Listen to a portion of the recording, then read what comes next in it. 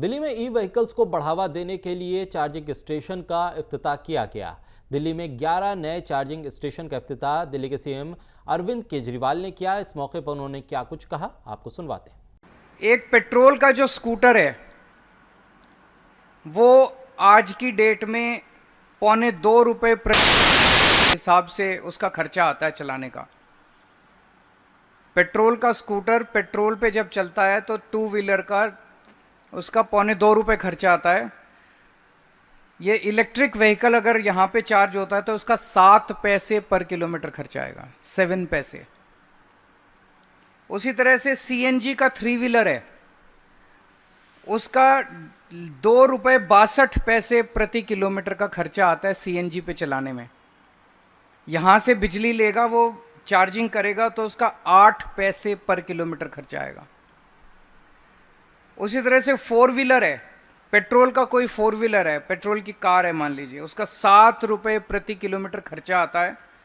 यहां पे चार्जिंग कराएगा तो 33 पैसे प्रति किलोमीटर खर्चा आएगा। ये बहुत ही जबरदस्त गिरावट है रेट्स के अंदर। एक तरह से जो ये मैंने रेट्स बताए हैं ये शायद पूरी दुनिया में कहीं नहीं है। इस किस्म के रेट्स पहली बार अपने देश में हो रहे हैं। तो मैं समझता हूँ ये जो ईवी का मॉडल है जो अब दिल्ली में डेवलप हुआ है, यूनिक मॉडल, ये शायद पूरे देश को एक दिशा दे सकता है। बिल्किस बानो मामले में आज सुबह राहुल गांधी ने ट्वीट करके मोदी सरकार पे हमला बोला और साथ ही बीजेपी के साथ साथ प्रधानमंत्री मोदी को भी निशाने पर लिया। वहीं कांग्रेस की तर्जुमा सुप्रिया श्रीनेत ने भी इस मामले को लेकर अपना बयान दिया। क्या कुछ कहा उन्होंने, आपको सुनवाते हैं। कल देर शाम को गुजरात सरकार का वो हलफनामा सर्वविदित हुआ जो कि बिल्किस बानो के 11 बलात्कारियों की रिहाई पर सुप्रीम कोर्ट ने उनसे जवाब मांगा था। और उसके में से अब यह साफ हो गया है कि ये 11 बलात्कारियों की रिहाई उसी दिन जिस दिन प्रधानमंत्री लाल किले की प्राचीर से महिला सुरक्षा की बात करते हैं, अमित शाह की स्वीकृति से हुई थी।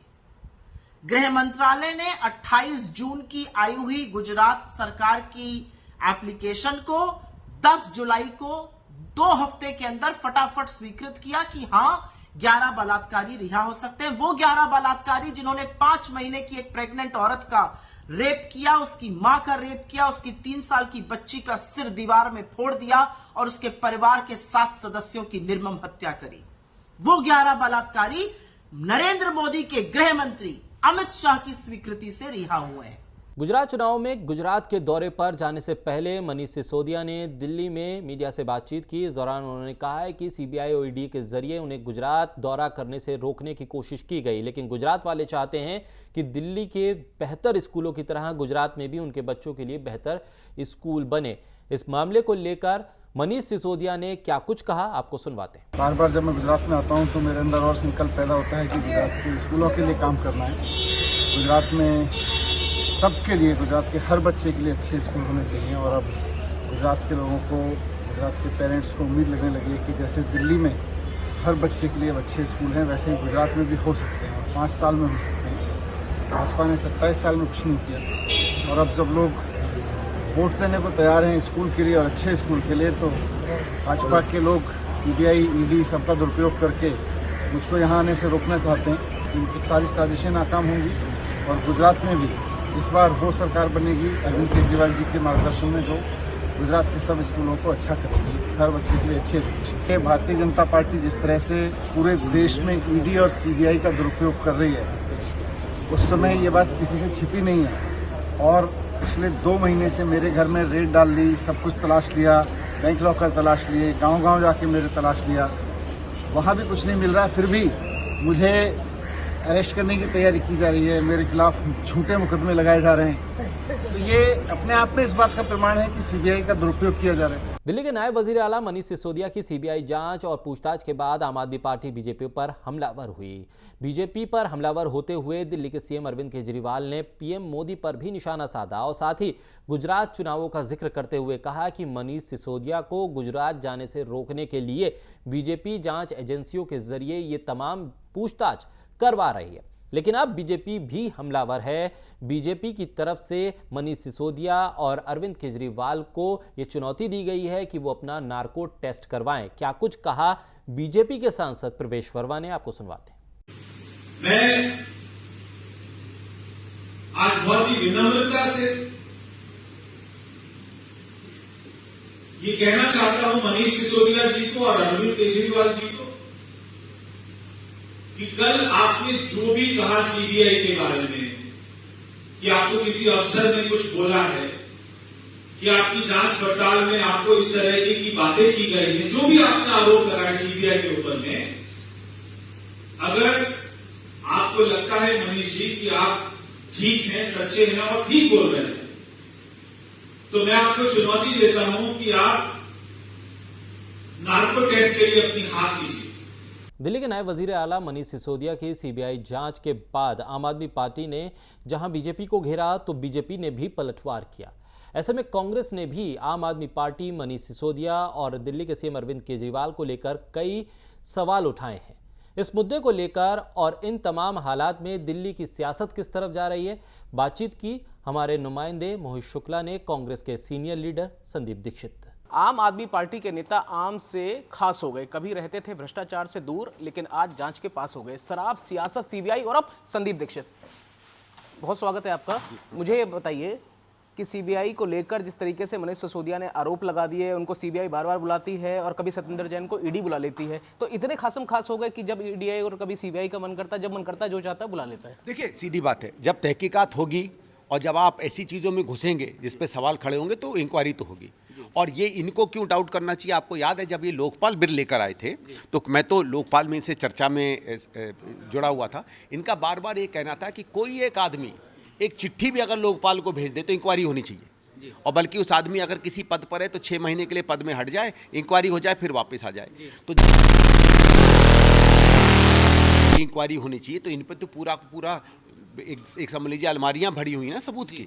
सबको पता है दिल्ली की आबकारी नीति में क्या हुआ है, सबको पता है कि इनके जो अपने सगे लोग हैं जिनको ठेके मिले उनको 19 करोड़ का फायदा हो गया पिछले कुछ महीने में। सबको मालूम है कि दिल्ली सरकार को घाटा हो गया है। तो ये चीज़ें जब स्पष्ट हैं तो इंक्वायरी तो बनती है। और इंक्वायरी क्या है? इंक्वायरी देखिए, चुनाव का क्या है, चुनाव तो हिंदुस्तान में होते रहते हैं, हर 6 महीने में कोई ना कोई चुनाव होगा। तो इसका मतलब हिंदुस्तान में कोई इंक्वायरी ही ना हो। इंक्वायरी होगी, अगर आप पाक साफ हैं तो जाके बता दीजिए ना। अच्छा सर, एक बात बताइए, ये आम आदमी पार्टी वाले कहते हैं कि सिसोदिया भगत सिंह है। भगत सिंह ने अपने जीते जी कभी किसी के ऊपर आरोप नहीं लगाए, लेकिन सिसोदिया साहब तो आरोप लगा रहे हैं सीबीआई के ऊपर। पहली चीज, भगत सिंह से तुलना करना इससे ज्यादा घटिया और शर्मनाक कोई हरकत नहीं है। उस व्यक्ति ने अपनी जान देश के लिए दी, उसूलों के लिए दी, प्रिंसिपल्स के लिए दी। इस आदमी ने कौन सी जान दी है भाई तुमने? तुम जिस तरीके से कस्में खाते थे कि हम फ्लैट में रहेंगे, आलीशान मकानों में रह रहे हो। तुम कस्में खाते थे कि गाड़ियां नहीं इस्तेमाल करेंगे, बड़ी बड़ी गाड़ियों में रह रहे हो, बड़े बड़े हवाई जहाजों में जा रहे हो, तुम्हारा मुख्यमंत्री प्राइवेट जेट में जा रहा है। आप लोग भगत सिंह हो गए। वो भगत सिंह था जिसने सब कुछ न्यौछावर किया था इस देश को आजाद करने में। तुमने सब कुछ न्यौछावर कर दिया शराब को आजाद करने में। किस तरीके का कंपैरिजन है भाई?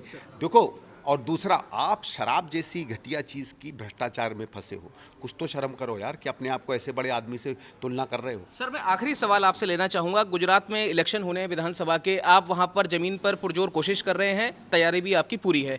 मैं आपसे पूछूंगा कि आम आदमी पार्टी की तैयारी कितनी है, आम आदमी पार्टी कितनी मजबूत है, तो आप बोलेंगे मजबूत नहीं है, लाजिम सी बात है। इसलिए मैं पूछता हूं कि कांग्रेस कितनी मजबूत है, क्योंकि 2017 के इलेक्शन में आपको 41% वोट मिला था और 2.25% आपका वोट स्विंग हुआ था। बिल्कुल नहीं। देखिए, ये कहें कि वहाँ बिल्कुल नहीं आम आदमी पार्टी, ये मैं भी नहीं मानूंगा। मैं कहूँगा हाँ है, क्योंकि इनका एक कैंपेन का तरीका होता है।